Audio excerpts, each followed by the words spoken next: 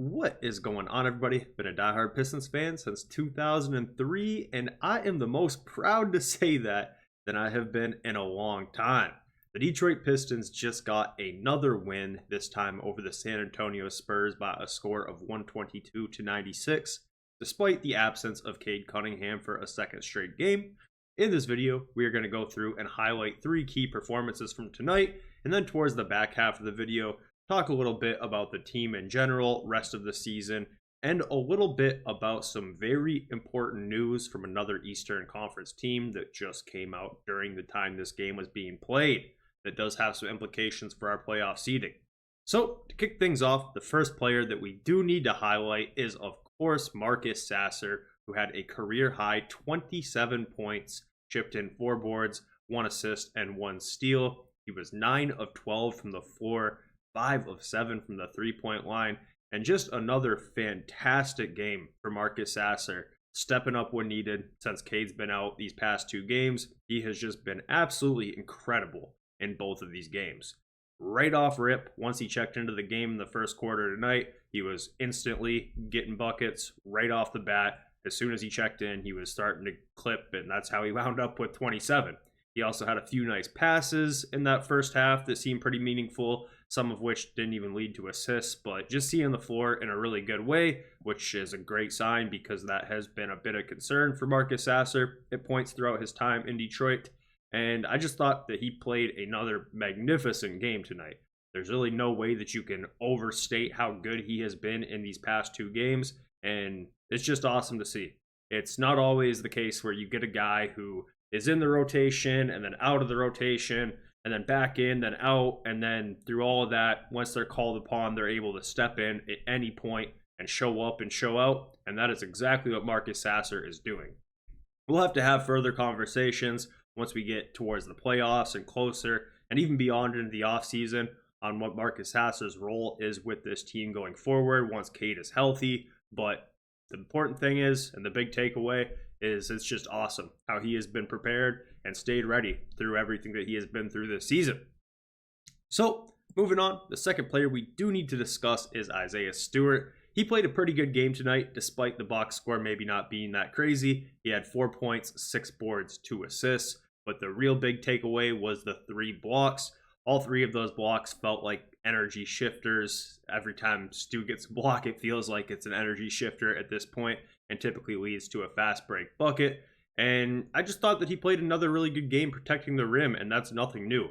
So far in the month of March, he has been averaging 2 blocks per game, which is the highest for any month of the season so far. I know he was towards the top of the league in blocks post All-Star break, and I would assume that he's still pretty high on that list because he has done an incredible job in protecting the rim, something that I was not sure that he was ever going to be great at. But this year has proved me completely wrong because he has been an unreal rim protector, and that was definitely on display tonight. He also had a few nice little moves, dribbling behind the back 2 times tonight, which is something I don't know if I've ever seen him do. So that was pretty cool to see, and overall, a pretty solid game for Stu. And last but not least, we do have to highlight Jalen Duren's performance because he had a career high in assists tonight. He finished the game with 14 points, 4 boards, which is abnormally low, but didn't even really notice it. And as I mentioned, 7 assists. It's not the first guy on the list of players that I would expect to step up and facilitate and lead the team in assists during the absence of Cade Cunningham, but that's exactly what he did tonight. And I can't be that surprised because he has shown flashes of being kind of a nice playmaker out of the high post, but I feel like he's improved on it even more recently. He's done a really good job of kind of throwing those dump down passes to Ausar, whether it be a lob over top or a bounce pass in when Ausar is cutting and he has the ball at the free throw line extended, and just felt like it was a really impressive game for Jalen Duren, especially from a passing aspect. So really happy with how he played the game tonight and thought that he did a really good job. It's very evident how dominant he is when he's playing against these kind of lower tier centers over the past 2 games, the last one against the Pelicans, and tonight with the Spurs, of course, missing Victor Wembanyama for the entirety of the remainder of the season. It's very evident in both of those games that Jalen Duren is the best big on the floor because there's been quite a few plays in both of those games where he has just absolutely dominated in the paint. So overall, a really good game for the Detroit Pistons. I felt like their defense was on point tonight, especially in that first half. In the first half, the San Antonio Spurs only scored 34 points, which is definitely some vintage Detroit Pistons defense. And out of those 34 points, almost all of them were just shots from behind the three-point line. The Spurs were getting nothing easy at the basket whatsoever in the first half of this game, and I came away really impressed. I know some people might say, well, the Spurs didn't have Fox, or the Spurs are without Victor. This team is boo-boo, but in reality, they're really not. Despite having those two guys who are clearly their best two players out, they still have Castle, who's going to win Rookie of the Year. They still have Devin Vassell, who had 10 field goals tonight. They still have Harrison Barnes, Chris Paul, who despite being old is still a solid player. Keldon Johnson, who has gave us problems in the past. Their lineup isn't just a bunch of absolute nobodies. They aren't so terrible where you can't be impressed because of what the Pistons were able to do against these guys. So really happy with how this game went.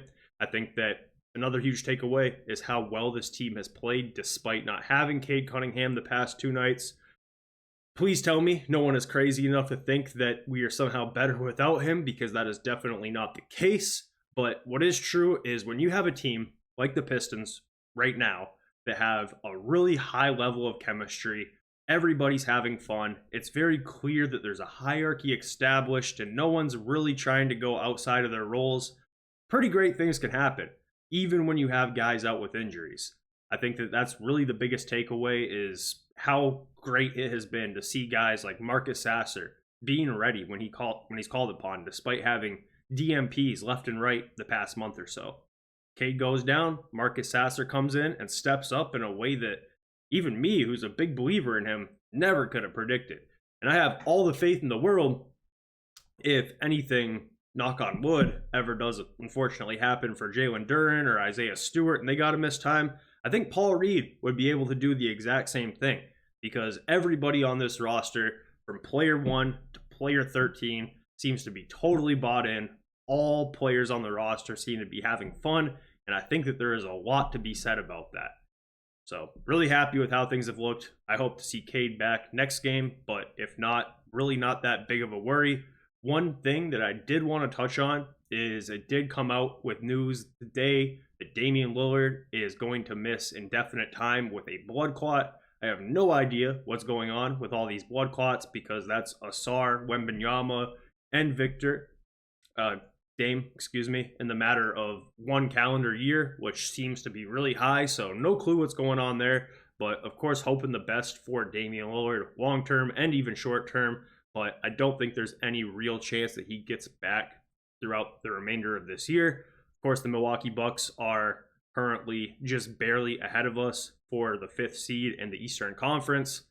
I'm not too worried about potentially jumping the Bucks, but I will say it has become a lot more likely that we can, now that they're going to be missing Lillard. But I'll make a whole video kind of talking about playoff seeding and all that type of stuff here shortly, so I don't want to get too deep in the weeds there, but do hope the best for Damian Lillard, because all this blood clot stuff is no good at all. So let me know what you guys think, and we'll catch up soon.